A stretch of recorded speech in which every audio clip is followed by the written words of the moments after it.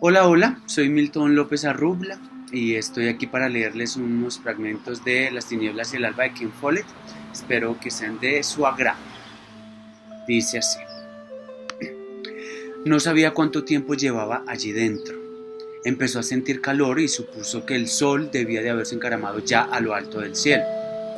Al final, el ruido del exterior había ido haciéndose menos intenso, pero no podía estar seguro de que los vikingos se hubiesen marchado, y cada vez que se planteaba asomarse a mirar, decidía no arriesgar aún su vida.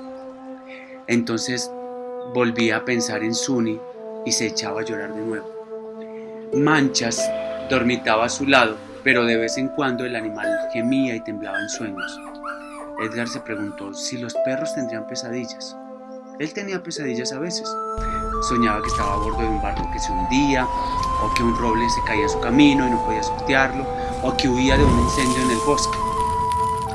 Cuando despertaba de esas pesadillas, experimentaba una sensación de alivio tan intensa que le daban ganas de llorar. En ese momento no dejaba de pensar que el ataque vikingo podría tratarse de una pesadilla de la que despertaría en cualquier momento, y descubriría que Sunny estaba viva aún, pero no despertó. Por fin escuchó unas voces que hablaban claramente en el idioma anglosajón. Aún así dudó. Los que hablaban parecían preocupados, pero no aterrorizados, sino que sus voces más bien dejaban traslucir tristeza y dolor, y no tuvo la impresión de que temieran por sus vidas. Llegó a la conclusión de que eso debía de significar que los vikingos se habían ido. ¿A cuántos de sus amigos se habrían llevado para venderlos como esclavos? ¿Cuántos cadáveres de sus vecinos habrían dejado atrás? ¿Todavía tenía una familia? Manchas arrancó un ruido esperanzado de su garganta e intentó ponerse de pie. No podía incorporarse en el reducido espacio, pero era evidente que la perra creía que ahora era seguro moverse. Edgar alzó a pulso el pesebre y Manchas salió inmediatamente. El joven se levantó rodando por el suelo sin soltar el hacha vikinga y dejó el comedero en su sitio. Se puso de pie con las extremidades doloridas por el prolongado confinamiento. Enganchó el hacha a su cinturón. Luego se asomó a la puerta de la vaquería. El pueblo había desaparecido. Durante unos segundos se quedó absolutamente perplejo.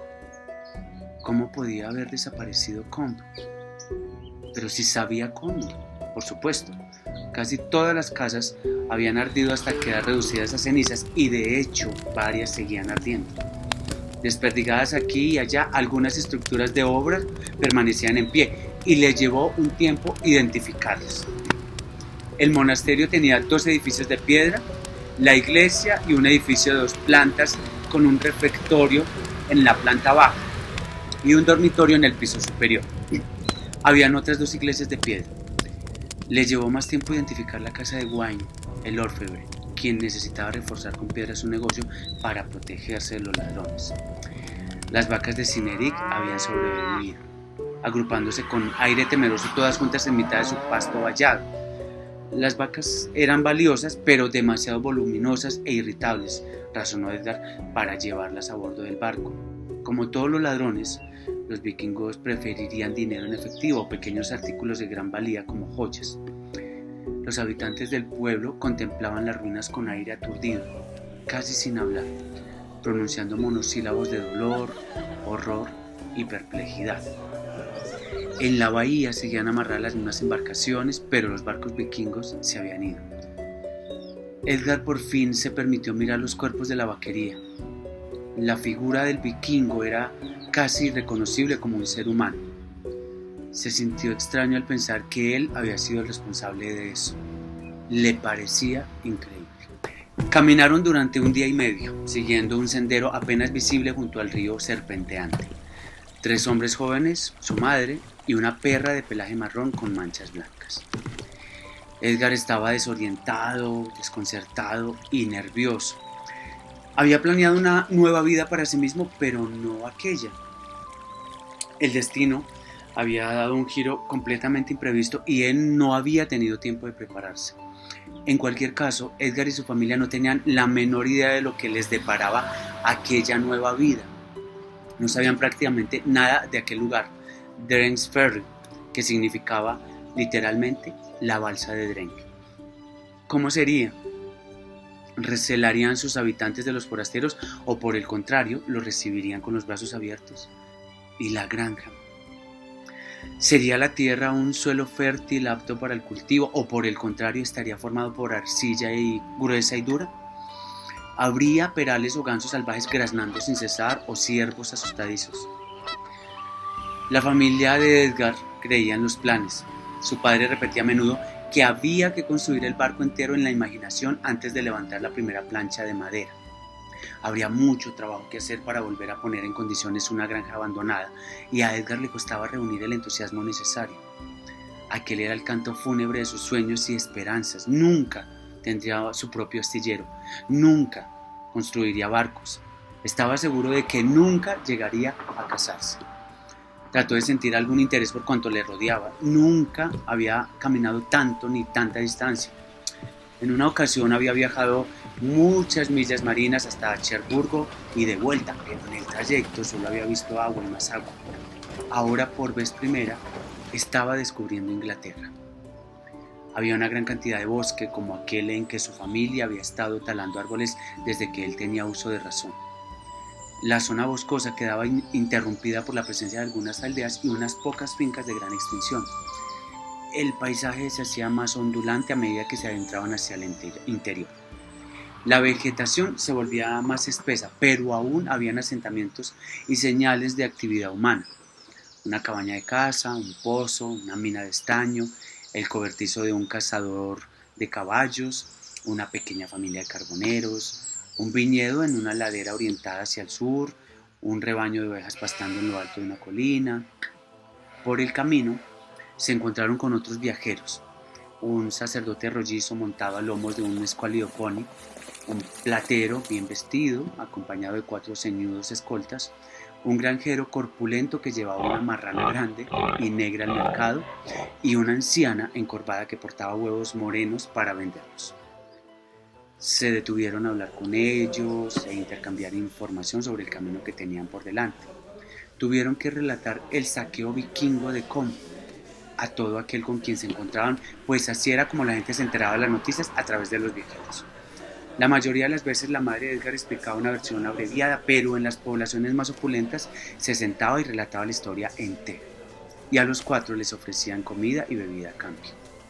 Saludaban los barcos que pasaban, no había puentes y tan solo un vado en un lugar llamado Motherford Crossing. Podrían haberse pasado la noche en la posada de esa localidad, pero hacía bueno y la madre decidió dormirían al raso y así ahorrarían dinero. Pese a todo, prepararon sus jergones a escasa distancia del edificio. La madre dijo que el bosque podía ser peligroso y advirtió que los muchachos que estuviesen ojo avisor, lo que no hizo sino acrecentar la sensación de Edgar de que aquel era un mundo sin reglas. Salteadores de caminos y proscritos vivían allí y robaban a los viajeros. En aquella época del año, esos hombres podían esconderse con facilidad entre la frondosa vegetación estival y aparecer brusca e inesperadamente. Edgar y sus hermanos podían responder y defenderse a puñetazo limpio, se dijo. Aún llevaba consigo el hacha del vikingo que había asesinado a Sune, y contaban con la perra. No es que Manchas fuese a ser muy útil en una pelea, como había demostrado durante el ataque vikingo, pero podía olfatear la presencia de un asaltante entre la maleza y lanzar una advertencia en forma de ladrillos. Y lo que era más importante, saltaba a la vista que no merecía la pena robar a aquel miserable grupo de 4 personas, pues no llevaban consigo ninguna pieza de ganado, ni ornamentadas espadas, ni ningún cofre de hierro que pudiese contener dinero. Nadie robaba a un pobre, pensó Edgar, pero ni siquiera estaba seguro de eso. En la caminata era su madre quien imponía el ritmo. Era una mujer muy dura. Pocas mujeres llegaban a su edad, los 40 años, ya que la mayoría morían a los pocos años de dar a luz a los primeros hijos, entre el matrimonio y los 30 y tantos. En los hombres era distinto. Su padre tenía 45 años cuando murió, y había muchísimos hombres mayores aún. Su madre se hallaba en su elemento cuando había de bregar con problemas prácticos, cuando tenía que tomar decisiones y dar consejos, pero en las largas horas de caminata en silencio, Edgar se dio cuenta de que estaba consumida por el dolor y la pena. Cuando creía que nadie la veía, bajaba la guardia y su rostro dejaba traslucir una tristeza inmensa. Había estado con padre más de la mitad de su vida. A Edgar le costaba trabajo imaginar que hubiesen experimentado alguna vez el arrebato de la tórrida pasión que él y Suni habían sentido el uno por el otro. Pero suponía que así debía de haber sido. A fin de cuentas habían criado a 3 hijos y después de todos esos años aún se despertaban para abrazarse en mitad de la noche.